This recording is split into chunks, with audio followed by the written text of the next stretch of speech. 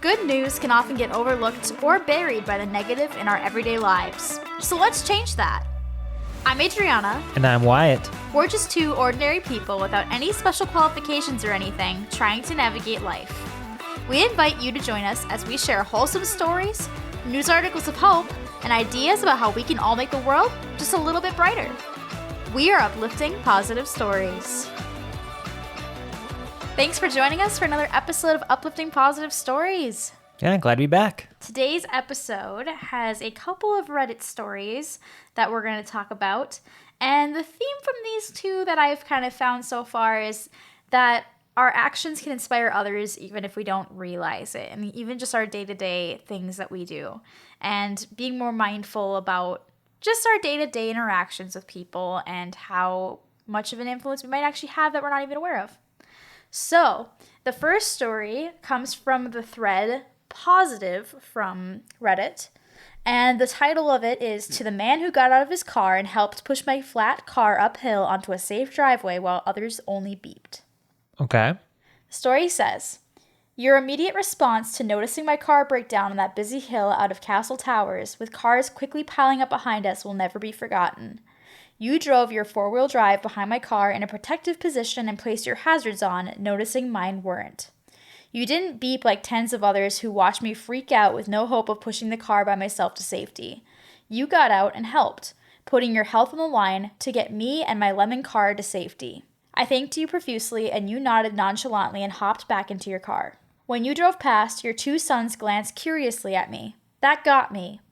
I had just returned from the fruit section getting mandarins for my hospitalized and terminally ill aunt in Blackdown Cancer Ward with stage 4 metastatic cancer. I'm already in deep grief, and to have experienced your act of sheer selfless kindness made me smile for the first time in 67 days. You showed your boys what real humans do. You showed them that when the mob is quick to lose their temper, it's okay to go against the grain, because if Dad can do it, you can do it too. I'll never forget your face." Well, that's nice. I feel like that kind of ties into things we talked about in the past, about like going out of their way to help people and stuff, especially if they're in a moment of need or distress, Particularly, there was two things that kind of struck me with this one, and one of them is that people tend to assume that other people are going to step up to help, and sometimes because everyone assumes that someone else is going to step up and help, no one ends up actually helping. Yeah.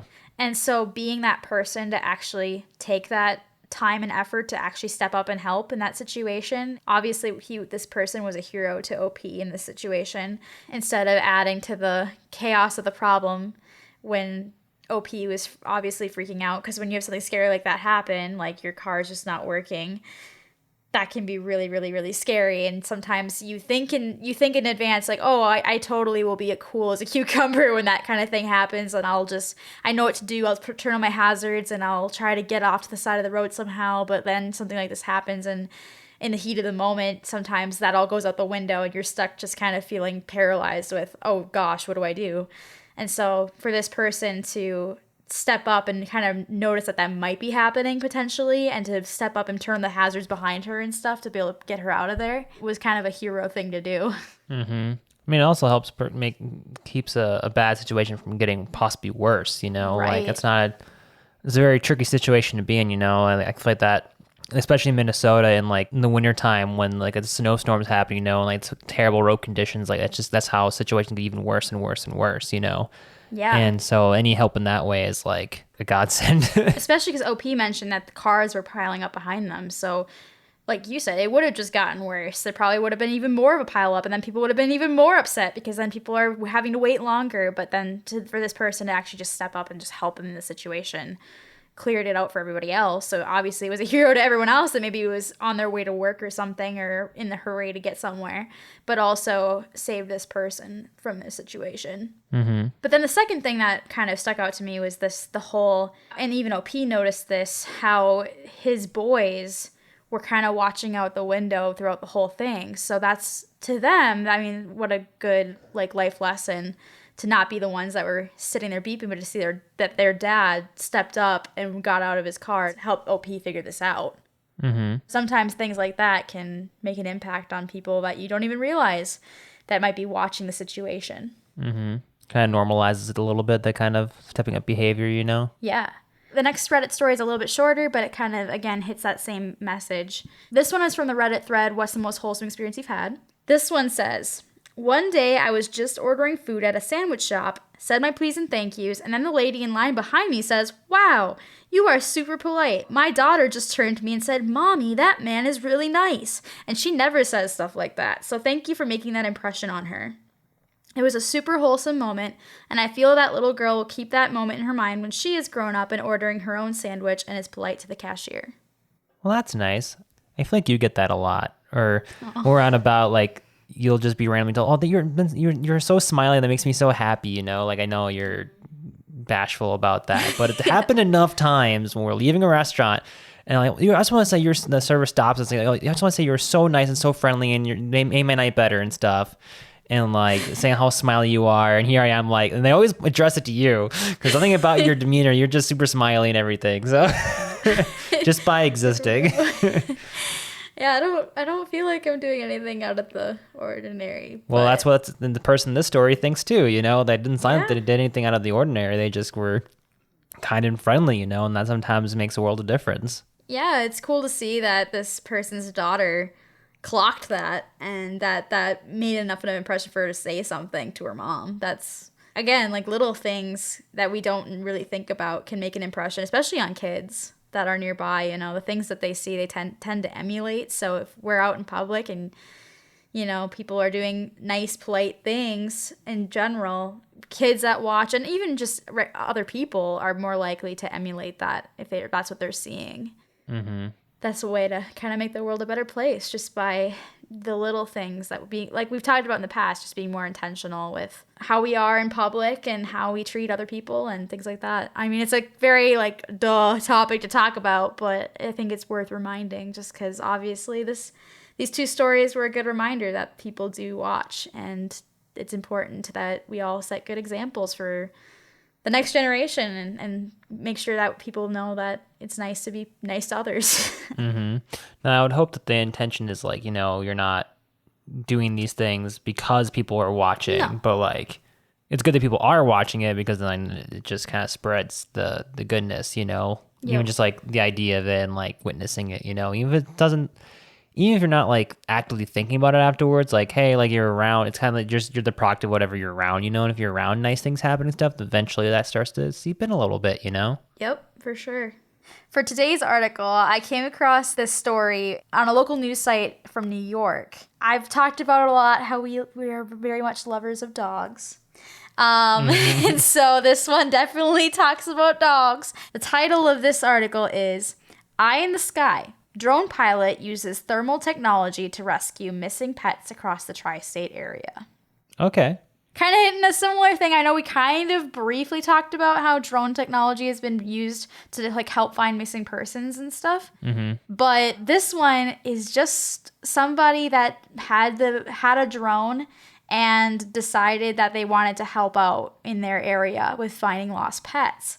So a guy named Mike Coyne, he had a thermal drone, which apparently costs like $8,000. Yeah, they're expensive. Yeah. To quote the article, Coyne said, I've always had the dream of being the eye in the sky. And so he uses his drone to detect thermal heat off of pets in the woods and the streets. And so now he's been doing this for a while. He's found 40 missing dogs in the last year for people. That's and a it's lot. all volunteer work. So he doesn't ask for anything from it. He literally just does it to help out people. To quote the article, it says, Coyne does most of his work as a volunteer with the nonprofit organization Connecticut Doggone Recovery. He takes donations to help it pay for gas, his time, and new equipment.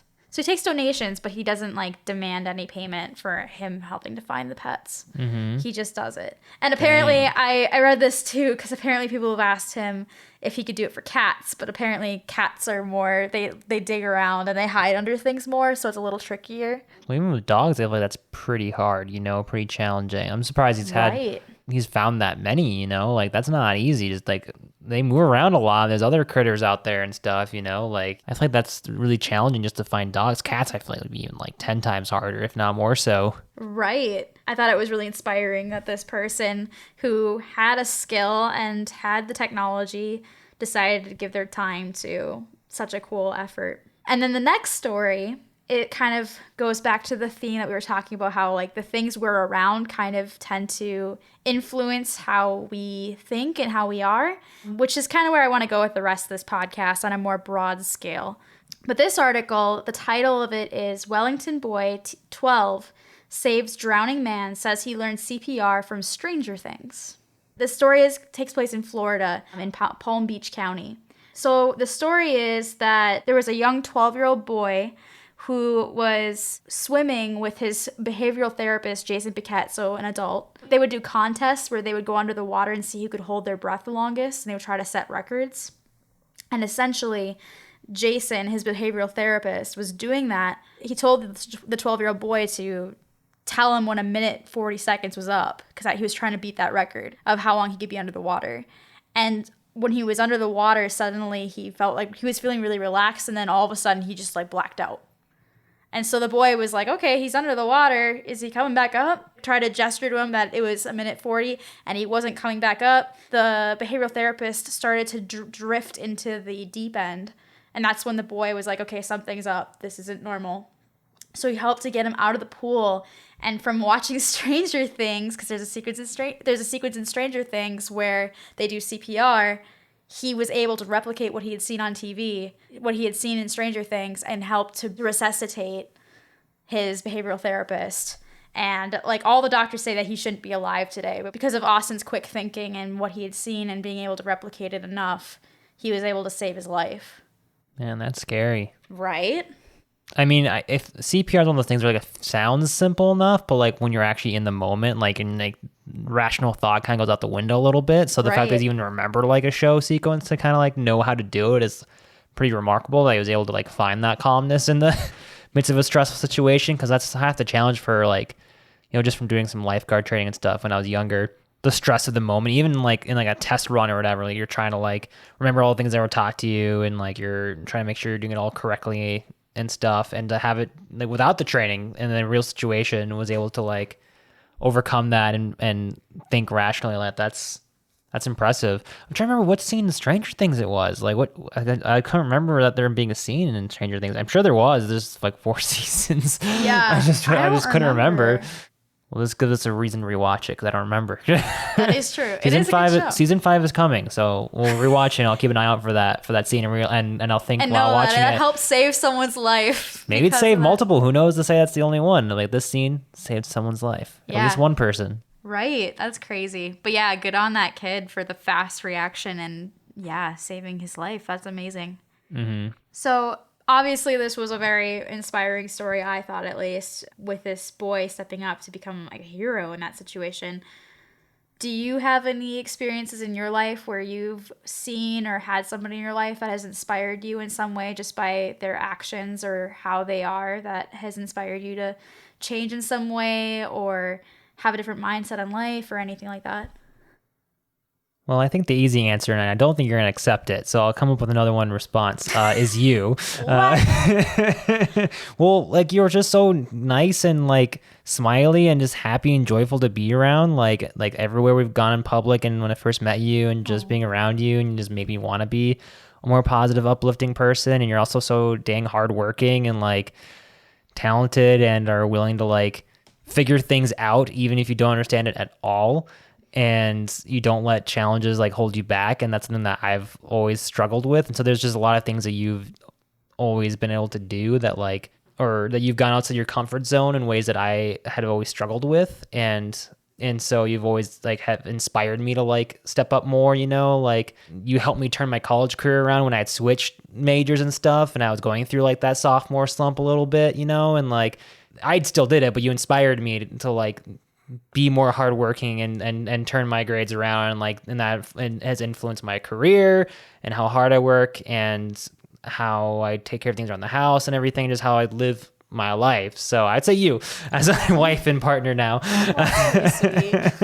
But to go off on an answer that isn't about you, since you know, like you're even as I'm saying all this, you're like no, not me. That's not true. Like, it is true. Probably, you know, growing up, I grew up in like in the world of like martial arts and stuff, and so my martial arts instructors would always try to like not just teach you the moves and stuff, but especially growing up in youth programs and stuff, they really try to mold your character, like being respectful, having humility, being responsible, things that I feel like a lot of kids struggle with and stuff, and I still struggle with sometimes, not perfect, but definitely always were inspiring to like put those things in the forefront of your mind and challenge you to be better and like encouraging and such. So shout out to Gary McTeevee there and my other instructors as well. I'll be here for like an hour if I listed off every single one, but I'll list Gary and Kim McTeevee, the two that had the longest stretch of influence on me growing up, and then of course now my adult happily married life. You, my wife, I definitely would say you the most inspiring to. Oh. What about you? Well, obviously, you've inspired me a lot. I'm to not get too mushy gushy for this podcast, but he's inspired me to be able to not take life so seriously and like give myself a break, and just also to be like more expressive, to let myself be weird and not be so afraid of what people think of me, that it's okay to just be goofy and to be myself. So that's my mushy gushy answer that there. My other answer that came to mind was actually, it seems like a very minor thing, but I just remember it really stuck out to me. I believe this was my 9th grade year. I had a teacher that was just so amazingly good at connecting with the students on a more personal level. Like before every class period, most teachers, would be prepping or sitting at their desk getting ready for their lesson plan. And this teacher would take the time to go to a different kid every day and like ask them what was going on, and he would remember things. Like he would very intentionally remember everything he could about each student so that he could ask detailed questions about their life and what was going on. Like, for example, there was one kid in my class, and this kid never talked. Like, even when we saw him in his friend group, he was very quiet, very shy, and he liked basketball, and he was on the basketball team. And this teacher, I remember, got this kid to talk because he would go over to him at the beginning of each class and be like, "Hey, how was your game on Friday night?" And he'd ask him a bunch of detailed questions about it. And this kid, I noticed, like, throughout the year, just became so much more open and so much more talkative in that class than I'd ever seen him before. And there was other students that were like this too, but that one really stood out to me. And what it really kind of influenced me, and I remember it really hit me in that 9th grade, is just not being afraid to strike up conversations with people that you might not know, and not be so afraid to, just really get to know people, and ask those questions about them and like really get to know them and not be so afraid of, I don't know, not having anything in common. Because there were things that this teacher would talk about with people. Like for me, I liked singing a lot, and I would do a lot of vocal performances for stuff. And so he'd come up to me and ask about my gigs that were going on for that. And like I don't think he was really into that kind of stuff, but like yet he would make that connection with me and would keep the conversation going and was just genuinely interested and showed genuine interest. And I just saw that whole classroom kind of become really close in a sense, and like everyone opened up way more, and it was just everyone that I knew, at least that I talked to, really liked that class and really liked that teacher. And so I don't know, I thought that was really inspiring to me to, I don't know, be more open to conversations with other people and not be so shy, and I don't know, just get to know people more on a more genuine level and show genuine interest and help people come out of their shell too. So yeah. Well, I'm glad that we had each other on there. I feel like that's I feel like that should be like, if we're doing the marriage thing right, we should be inspiring each other. So lifting each other up, trying to always be better for each other. So yeah. So my final takeaway from all this is that Stranger Things saves lives. Stranger Things saves lives. Yep. There we go. And with that, we will end this podcast. This was not sponsored by Netflix. If you have a positive, uplifting story that you think would be worth sharing, please feel free to email us at upliftingpositivestories@gmail.com. Or you can join our Facebook group at Uplifting Positive Stories, and there you can share your stories anonymously if you'd like, and they may end up being used in a future podcast episode. We would love to have other people's stories to share on here. I love the Reddit stories, but it would be really cool to get some from this community and just, hear your real life stories would be awesome. The next episode will be dropping next Wednesday, so please be sure to look out for that. Next week's story is going to be talking about living with integrity, and I have some crazy articles that we will be reading. In fact, I think I have 3 for next week. Oh, wow. So be sure to tune in for that. There's some wild rides in there. Thanks so much for joining us today, and have a wonderful rest of your week. And stay positive.